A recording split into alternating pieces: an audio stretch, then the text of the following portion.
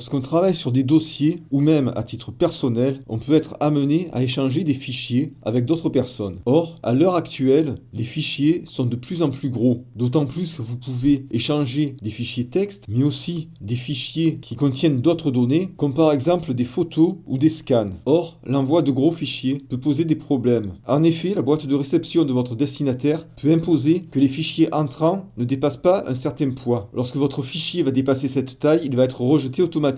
D'autres fois, pour ne pas dépasser cette taille limite, vous pouvez scinder vos fichiers, faire plusieurs envois. Mais là, un autre problème peut apparaître. Avec l'envoi de plusieurs fichiers qui ont tous une taille relativement conséquente, vous pouvez parvenir à bloquer la messagerie de votre destinataire. Celle-ci va recevoir trop de fichiers, elle va être pleine et tous les nouveaux emails entrants, même s'ils ont un petit poids, vont être automatiquement rejetés. C'est pour cela qu'il est nécessaire d'utiliser des solutions qui permettent de partager des fichiers entre plusieurs personnes. Une première solution consiste à utiliser des sites de partage de fichiers. Certains sont payants, certains sont gratuits. Ceux qui sont payants proposent généralement la possibilité de faire des envois gratuits, mais avec des capacités plus limitées qu'en passant par l'option payante. Parmi les sites de partage de fichiers, on peut citer notamment DLFree, qui est un peu l'ancêtre, WeTransfer, qui à ma connaissance est le plus connu, ainsi que GrosFichier, qui porte bien son nom. Lorsque vous travaillez avec certains professionnels, ceux-ci vont vous interdire de leur faire parvenir des fichiers de cette façon. À la place, ils vont vous envoyer un email avec un lien. Ce lien va vous permettre de vous connecter à une plateforme. Ce sera une plateforme privée, mise en place par eux et pour eux. Vous allez ensuite devoir suivre les instructions de cette plateforme pour mettre en ligne vos fichiers. Cela peut arriver avec des banques, avec des commissaires aux comptes, avec l'administration fiscale. Ce n'est pas forcément systématique, ça peut dépendre des dossiers en cause. En réalité, ce fonctionnement n'est pas celui d'un site de partage de fichiers. C'est plutôt l'usage d'une plateforme de stockage et de partage de documents dans le cloud, dans les nuages. Or, en dehors de ces professionnels, vous pouvez tout à fait recourir à ce type de plateforme. Elles sont d'ailleurs généralement bien connues. Il y a par exemple Google Drive, il y a Box ou Dropbox. Les professionnels peuvent aussi utiliser pour le stockage des documents, le partage et le traitement des documents, une solution de gestion électronique de documents. Comme pour les sites qui permettent uniquement de partager des fichiers, les sites qui permettent de stocker et de partager des fichiers, voire de travailler avec eux, présentent plusieurs offres. Certains sont gratuits, d'autres sont payants. Et en ce qui concerne les payants, généralement, ils vous proposent une offre gratuite plus limitée que l'offre payante. Le but étant bien sûr que vous vous familiarisez avec l'offre gratuite et qu'un jour vous atteigniez les limites de celle-ci pour opter pour l'offre payante. En matière de sécurité informatique, on n'est jamais trop prudent. C'est pourquoi lorsque vous envoyez un fichier, que ce soit par email ou par une des solutions que je viens de vous exposer, il peut être intéressant de crypter ceci. Pour cela, c'est tout simple, vous pouvez les mettre dans un répertoire s'il y a plusieurs fichiers et compresser ce répertoire ou compresser directement un seul fichier dans une archive. Évidemment, vous allez devoir utiliser un logiciel qui dispose d'une fonction pour protéger l'archive avec un mot de passe. Lorsque vous ne pouvez pas crypter les fichiers de cette façon, vous pouvez vérifier si la solution que vous allez utiliser pour envoyer vos gros fichiers permet de protéger ceci par un mot de passe.